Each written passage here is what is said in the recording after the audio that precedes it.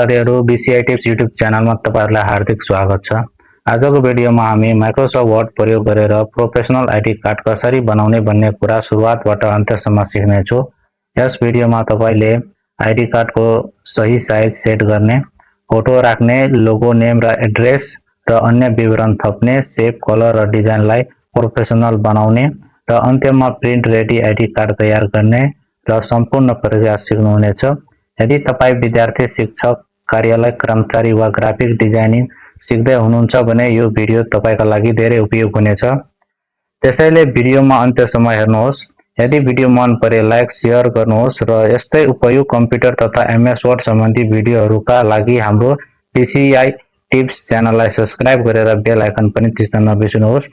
अब कुनै समय खेर नफाली सुरु गरौँ एमएस वर्डमा प्रोफेसनल आईडी कार्ड डिजाइन बनाउने प्रक्रिया।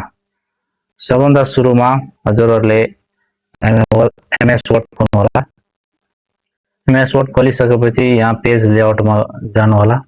यहाँ हाम्रो यो पेज लेआउट रहेको छ। यहाँ हाम्रो यो पेज लेआउटमा गएर जानु होला। पेज लेआउटमा गएर क्लिक गरेर यो मार्जिनमा गएर यो न्यारो गर्नु होला र यो साइजमा गएर यहाँ मोर पेपर साइज रहेको छ, यसमा गएर क्लिक गर्नुपर्ने हुन्छ। यो मोर साइज पेपरमा क्लिक गर्नु होला र यहाँ विड्थमा राख्नु पर्ने हुन्छ 3.6 र तल हाइटमा राख्नु होला 2.2 र सिम्पली यहाँ ओके गर्दिन सक्नुहुनेछ। ओके गरिसकेपछि साथीहरु यहाँ तपाईहरुले हेरिसक्नुभयो हाम्रो आईडी कार्डको डिजाइनको परफेक्ट साइज खुलेर आइसकेको छ। यसलाई यो प्लस बटमले पनि तपाईहरुले यहाँ यसलाई क्लिक गरेर यहाँ हेर्न सक्नुहुन्छ। यो प्लस बटमलाई क्लिक गर्नु भने ठुलो हुन्छ, माइनसलाई क्लिक गर्नु भने सानो हुन्छ। र त्यसैगरी अब यसलाई म अलिकति ठुलो बनाएर म गर्ने छु, जसले गर्दाखेरि परफेक्ट तरिकाले बन्ने छ। र त्यसपछि साथीहरु यसमा म सबभन्दा सुरुमा एउटा इन्सर्टमा गएर एउटा रेक्टेंगल शेपमा गएर इन्सर्टमा गएर शेप टुलमा गएर एउटा रेक्टेंगल टुल लिन्छु र यहाँ म रेक्टेंगल टुल यसरी ड्रा गर्छु। यसरी ड्रा गरिसकेपछि यहाँ शेप फिल हेर्न सक्नुहुन्छ। शेप फिलमा गएर शेप फिलमा जुन कलर हजुरलाई राम्रो लाग्छ त्यो कलर यसरी चुज गर्न सक्नुहुनेछ। जस्तै मलाई यो ब्लू कलर मन परेको छ, मैले ब्लू कलर चुज गरे र शेप आउटलाइनलाई हजुरहरुले आउटलाइन गर्न सक्नुहुनेछ। त्यसप्रकार यहाँ हेर्न सक्नुहुनेछ, यहाँ एडिट पोइन्टमा जानुपर्ने छ। यहाँ एडिट पोइन्ट रहेको छ, यहाँबाट पनि एडिट पोइन्ट लिन सक्नुहुन्छ। या कि राइट क्लिक गरेर यहाँबाट पनि एडिट पोइन्ट रहेको छ, यहाँ पनि सिम्पली यहाँबाट पनि एडिट पोइन्टबाट लिन सक्नुहुन्छ। म राइट क्लिक गर्छु, यहाँबाट एडिट पोइन्ट लिन्छु। यो ब्ल्याक पोइन्टमा गएर एकचोटी म क्लिक गर्छु। यहाँ दुईटा पोइन्टहरु आएको छ, सेतो पोइन्ट, यसलाई समातेर म माथि गर्छु। यसरी माथि गर्ने छु र अर्को पोइन्ट यतापट्टिको पोइन्टमा क्लिक गरेर यसलाई तल यसरी सार्ने छु। यति गरिसकेपछि यसमा क्लिक गरेर यो पोइन्टलाई यसमा टसाउनु होला र यो पोइन्टलाई थिचेर यसमा टसाउनु होला र यसलाई माथि यसरी एडजस्ट गर्नु होला। यसरी डाइरेक्सन की को सहायताले पनि यसरी राख्न सक्नुहुनेछ हजुरहरुले। यसरी राख्न सक्नुहुनेछ। र अगेन तपाईलाई केही समस्या छ भने यसमा फेरि एडिट पोइन्टमा क्लिक गरेर एडिट पोइन्टमा क्लिक गर्नु होला र यो पोइन्टमा फेरि क्लिक गर्नु होला। यदि यो शेप एन्ड साइज अलि बढी भएको छ भने अलि अझै तल चाहिएको छ भने अझै तल गर्न सक्नुहुनेछ। अझै तल गरेर यसलाई फेरि एडजस्ट गर्न सक्नुहुनेछ। हजुरहरुले यसलाई एडजस्ट गर्न सक्नुहुनेछ। हजुरहरुले एडजस्ट गर्नुहुन्छ। अझै ठुलो भएको छ भने फेरि अगेन राइट क्लिक गरेर पोइन्टमा क्लिक गर्नु होला। यो धेरै नै ठुलो भएछ भने हल्का यसलाई सानो गर्न सक्नुहुनेछ र पुनः यसलाई यसरी डाइरेक्सन की यसरी माथि एडजस्ट गर्नु होला। र त्यसपछि साथीहरु फेरि इन्सर्टमा गएर शेपमा गएर एउटा सर्कल लिनु होला र यहाँ यसरी सर्कल ड्रा गर्न सक्नुहुनेछ। यसरी सर्कल ड्रा गर्नु होला र सर्कल ड्रा गरिसकेपछि यसरी बराबर तरिकाले यसरी ड्रा गर्नु होला। यसले गर्दा परफेक्ट तरिकाले यहाँ सेभ होस् र यसमा क्लिक गरेर सेभ फिलमा गएर यहाँ पिक्चरमा क्लिक गर्नु होला। यो फर्म फाइलमा गएर क्लिक गर्नु होला। फाइलमा कहाँ तपाईले डाउनलोड गरेर राख्नु भएको छ सिम्पली मैले यो यसलाई क्लिक गरेर म यसलाई इन्सर्ट गरिदिन्छु। यहाँ इन्सर्ट गरिसकेपछि अगेन यो शेप आउटलाइनलाई के गरिदिन्छु म नो आउटलाइन गरिदिन्छु। यहाँ सिम्पली हेर्न सक्नुभयो मेरो यहाँ लोगो आएर परफेक्ट तरिकाले बसिसकेको छ। त्यसपछि साथीहरु फेरि इन्सर्टमा गएर शेपमा गएर यो टेक्स्ट बक्स लिन्छु। टेक्स्ट बक्स लिइसकेपछि यहाँ म टेक्स्ट बक्समा केही कुरा लेख्नको लागि हजुरहरुले एन्ड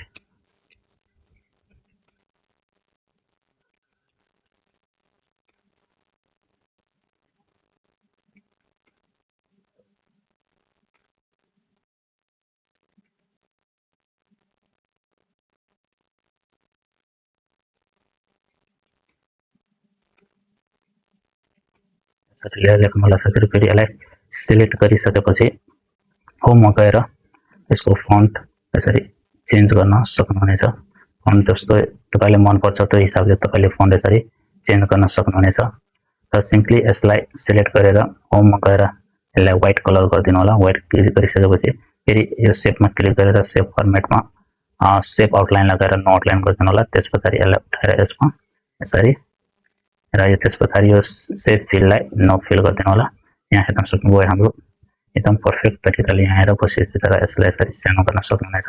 यसलाई एकदम एडजस्ट गर्नुलाई यसलाई जतिमा पुग्छ त्यो अनुसारले यसरी एडजस्ट गर्नु होला। र एकदम यहाँबाट माथि पर्फेक्ट तरिकाले यसरी राख्दिनु होला। यसरी यो लाइनमा क्लिक गरेर कन्ट्रोल डी गर्नुभयो भने डुप्लिकेट हुन्छ। यसलाई पुनः यहाँबाट राखेर यसलाई सिलेक्ट गरेर र होममा गएर यसलाई ब्ल्याक कलरमा राख्दिनु होला। त्यसको लागि मलाई लेख्दाखेरि सजिलो होस् एड्रेस यहाँ लेख्नु होला।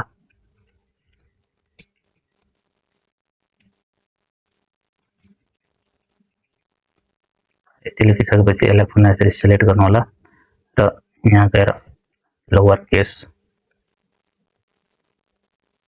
सेन्टेन्स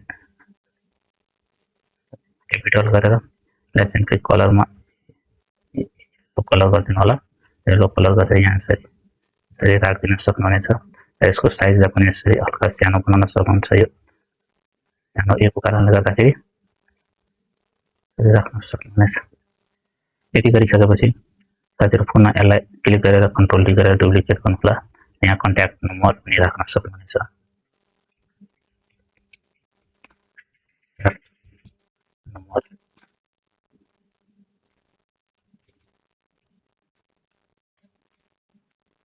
कन्ट्याक्ट नम्बर पनि राख्न सक्नुहुनेछ। यसलाई पनि सिलेक्ट गरेर सानोलाई क्लिक गरेर पनि साइज सानो हुनेछ र यसलाई पनि यहाँ यसरी एडजस्ट गर्न सक्नुहुनेछ। र त्यसपछि सिम्पली फेरि इन्सर्टमा जानु होला। शेपमा क्लिक गरेर यो गोल शेपलाई यसरी फोटो राख्नको लागि एउटा डिजाइन लिनु होला। र यसमा शेप फिलमा गएर पिक्चरमा गएर फ्रम फाइलमा गएर कुनै एउटा पिक्चर यसरी इन्सर्ट गर्न सक्नुहुनेछ। अब यसलाई एडजस्ट गर्नको लागि फेरि यसमा क्लिक गरेर पिक्चर फर्मेटमा गएर क्रपमा गर्नुभयो भने यसरी यसलाई क्रप गर्न सक्नुहुनेछ। कतिको क्रप गर्न सक्छ हिसाबले क्रप गर्न सक्नुहुनेछ। एडजस्ट गर्न सक्नुहुनेछ। यसरी क्रप गरेर एडजस्ट पनि गर्न सक्नुहुनेछ।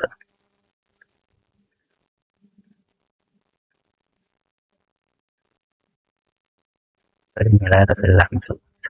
यति गरिसकेपछि साथीहरु तपाईहरुले फेरि इन्सर्टमा गएर शेपमा गएर एउटा रेक्टेंगल टुल्स दिनु होला। त्यहाँ यसरी यहाँ ड्रा गर्न सक्नुहुनेछ। यसलाई अझै यसरी सानो गर्न सक्नुहुन्छ पातलो तरिकाले। फेरि यो डाइरेक्सन किले यसरी तल यसरी सारेर यसरी राख्न सक्नुहुन्छ। र शेप फिलमा गएर कुनै कलर यसरी राख्न सक्नुहुनेछ। र शेप फिललाई शेप आउटलाइन लगाएर नो आउटलाइन गर्न पनि सक्नुहुनेछ। र त्यसपछि सिम्पली एजबाट यसरी तानेर पनि एडजस्ट गर्न सक्नुहुनेछ। र डाइरेक्सन किले यसरी तल यसरी सार्न सक्नुहुनेछ। र त्यसपछि साथीहरु इन्सर्टमा गएर शेप फिलमा गएर यो फेरि एउटा टुल्स दिनु होला। यहाँ यसरी क्लिक यसरी लेख्नु होला। र त्यसपछि यहाँ एउटा टेक्स्ट बक्स लिनु होला। टेक्स्ट बक्समा गएर हजुरहरुले यहाँबाट लेख्न सक्नुहुनेछ। टेक्स्ट बक्समा हजुरहरुले लेख्नको लागि यसलाई कट गरिदिए कट गरेर हटाइदिए। अब सिम्पली इन्सर्टमा गएर शेपमा गएर एउटा टेक्स्ट बक्स लिएर म टेक्स्ट बक्स लिनेछु। यो टेक्स्ट बक्समा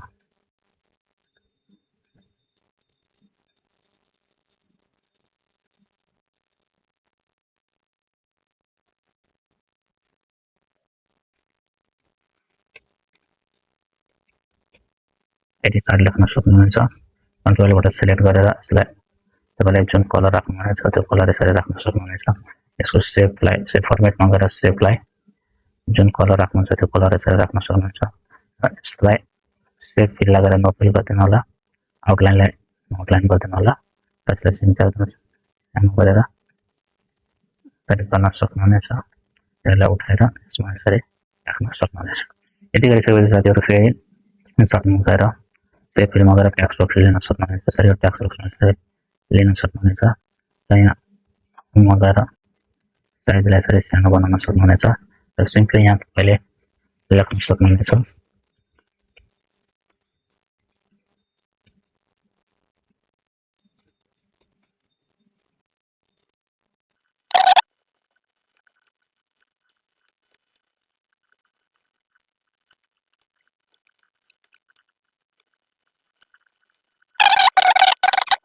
सक्नुहुनेछ। त्यस पछाडि सकेर यसलाई कलर तपाईँ यसरी आफ्नो तरिकाले यसरी राख्न सक्नुहुनेछ। जुन कलर तपाईँलाई पर्फेक्ट लाग्छ त्यो कलरहरू यहाँबाट सिलेक्ट गरेर यसरी राख्न सक्नुहुनेछ। यसलाई चाहिँ सानो गर्न सक्नुहुन्छ। अहिले कन्ट्रोल एबाट साइजलाई यसरी सानो बनाउन सक्नुहुनेछ। त्यहाँ उठाएर यसरी एउटामा यसरी राख्न सक्नुहुनेछ। यसरी राख्न सक्नुहुन्छ। यति गरिसकेपछि यो एकदम यसरी मिलाएर राख्न सक्नुहुनेछ।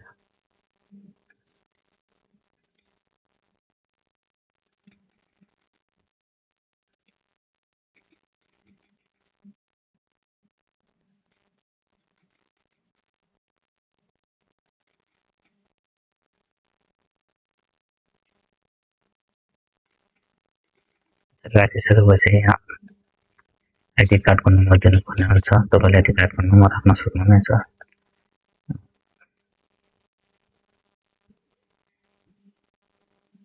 हजुरहरूले स्टुडेन्ट्स आइडी कार्डको नम्बर नभए स्टुडेन्ट्स नेमहरू राख्न सक्नुहुनेछ। त्यसपछि फादर नेममा first and last name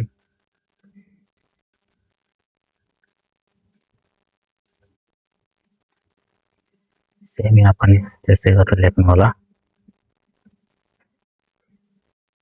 contact number पनि राख्न सक्नुहुन्छ। लास्ट 10 नम्बर 1 डेट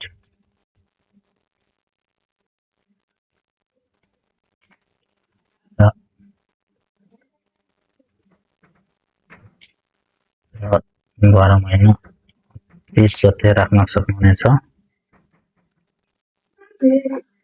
यसरी राख्न सक्नुहुन्छ। त्यसपछि सेभ फर्मेटमा गएर सेभ फिललाई नो फिल गर्नु होला। सेभ आउटलाइन नो आउटलाइन गर्नु होला। यसरी साथीहरू तपाईँले आइडी कार्ड डिजाइन गर्न सक्नुहुनेछ। र आजको भिडियो यतिकै थियो। आशा छ तपाईँले एमएस वर्डमा प्रोफेसनल आइडी कार्ड डिजाइन गर्ने प्रारम्भ सम्झिनुभयो। यदि भिडियो उपयोगी लाग्यो भने लाइक गर्नुहोस्, आफ्नो साथीहरूसँग सेयर गर्नुहोस् र यस्तै एमएस वर्ड एक्सेल फर्मेट फोटोसपमा तथा कुनै भिडियो हेर्नको लागि विषय टिप्स च्यानललाई सब्स्क्राइब गर्नु, बेल आइकन पनि थिच्न नबिर्सनुहोला। धन्यवाद।